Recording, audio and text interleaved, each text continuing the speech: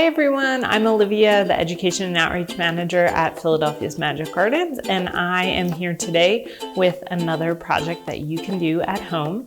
And today we're going to be focusing on painting without paint. So maybe you want to do some kind of painting at home, but problem, you don't have any paint.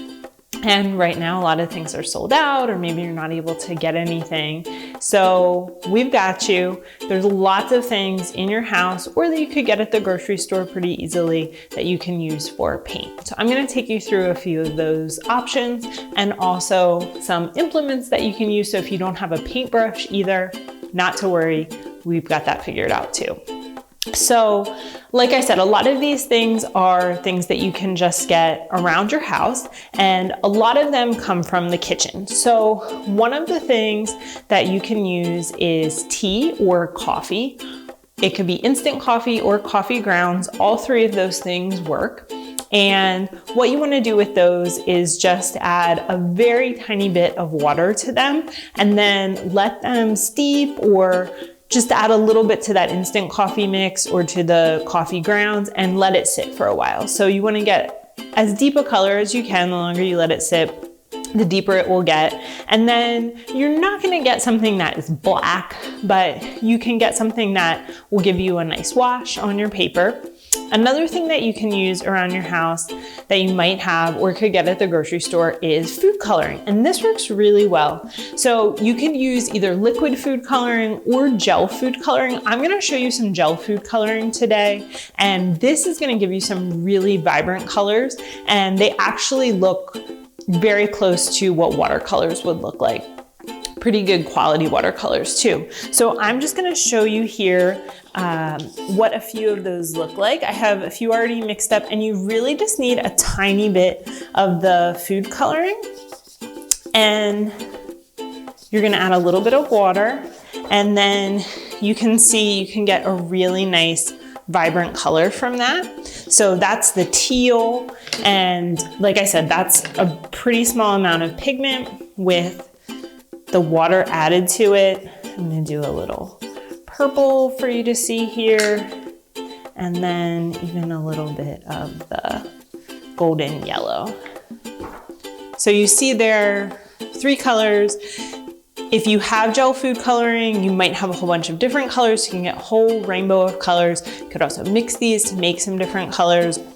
But like I said, they're gonna give you some really brilliant colors, very similar to watercolor paints. And they dry really nicely, they have a nice consistency, and there's a lot of different things you could do with this.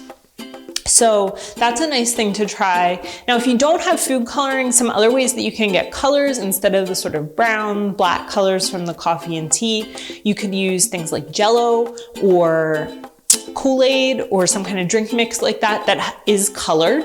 And you're just gonna take those little crystal packets and add, again, a very small amount of water, see what the color is that you get, and then you could always add more water. But that would be my big tip for that. Don't add a ton of water because it's going to be hard to go back, in fact, impossible. But you can always add a little bit more water if you want to kind of dilute the color. And the same thing you could do with the food coloring. So you see, I had some really rich colors, but you can make them much lighter too.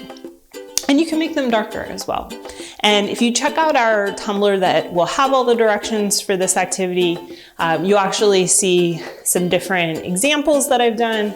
I'll just show you here, but you can look at this more closely on our Tumblr, where I show some different experiments you can do and how they look depending on what you're using.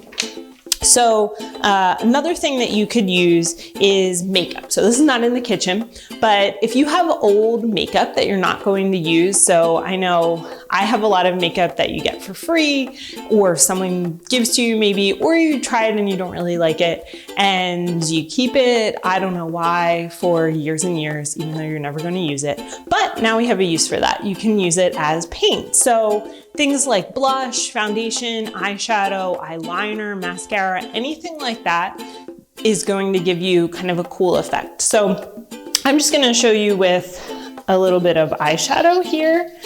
And the thing that's kind of cool about the makeup too is this is something you could do wet or dry. So right here you can see I did a little bit of dry, which has one type of effect, but then if I add a little bit of water to it, it's going to look a little different. I'm just gonna put some on here. So you can see it looks similar.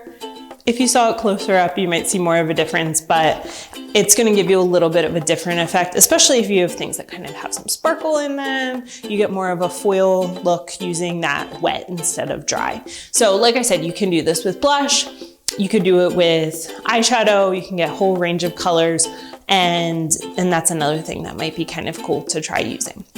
So in doing this, there's a lot of experimentation, and I would say really try to focus on the process of doing this over the product that you get out of doing it, because it can be really fun just to sort of experiment with these things. And with the exception of the makeup too, all of this stuff is edible. So if you're doing it with little kids, not that you necessarily want them to eat this, but it doesn't really matter if they want to test it out because all of these things are meant to be eaten anyway.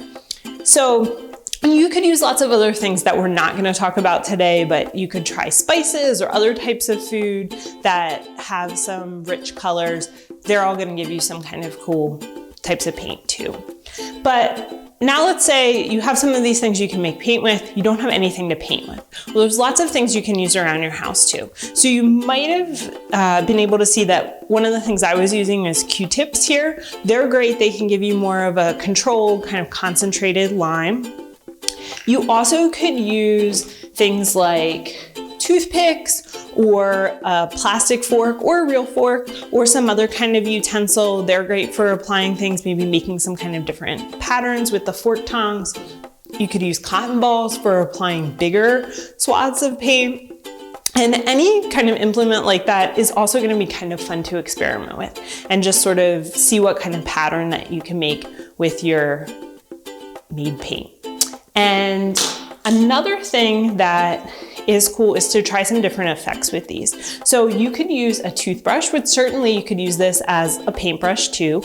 But one of the things you can do with a paintbrush that I think is kind of cool is to make a sort of speckled effect. It almost can have like an airbrush sort of quality where you're just gonna dip this in the paint. So I'm gonna try this here. And you're just gonna pull back on those bristles right by your paper, and you can experiment with going far away or closer, and it's gonna give you that kind of cool speckled effect. So it will get on your finger, but I promise it will come off. I've done this a bunch of times and my fingers have not permanently turned colors yet. So you can see there's that kind of speckled effect. And this you can also see on our tumbler as well. But that gives you another thing that you can do with some of the paint. And then another thing that I would like to suggest trying too is that if you're really into this experimentation, you could not have a specific thing in mind that you're trying to make when you paint, and instead just kind of see what happens and then maybe let the paint dry. And once it's dry, you can interpret that and add some lines. So you could use a marker to add other elements and kind of highlight things. So here's a little painting that I made experimenting with some of these things. And so we could add some different lines. Maybe we want to make this little guy right here have a face or something like that. There's lots of different things you could try. So try to do a little bit of experimenting, and I'll show you one other thing that's kind of cool for doing that, which is a straw. So this is a silicone straw. You could use any kind of straw where you drip the paint on, and this you want it to be pretty wet, and then just use the straw to blow the paint. So it's going to take all sorts of different forms. Different paints might go together, and that's actually something that I did here a few places, and it creates a really kind of cool pattern. So have fun with this, painting without paint and maybe without a paintbrush too. So happy crafting, and we hope we'll see you soon.